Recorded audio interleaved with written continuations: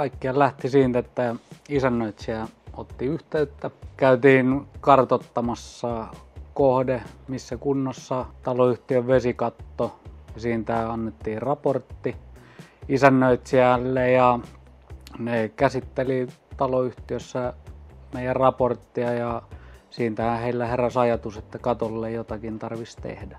Ongelmiahan sieltä löytyy esimerkiksi varastokopeista, että sinne oli jo useaan varastokoppiin niin muutaman kerran tullut vedet sisälle, jolloin tiedossa oli, että ainakin aluskate siellä on puutteellinen. No, talohan oli rakennettu 80-luvun loppupuolelle, eli yli 30 vuotta vanha kiinteistö kysymyksessä. Alkuperäinen katto.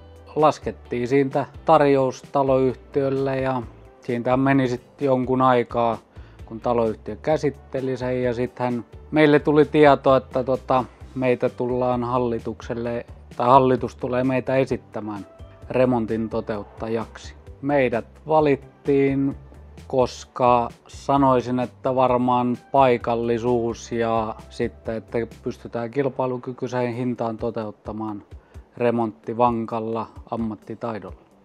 Taloyhtiön koko kattopinta-alahan siinä on noin 1600 neliötä, sisältää 4 taloa ja suunniteltu remontin kesto tällä kohteella niin sellainen 4-5 viikkoa alusta loppuun.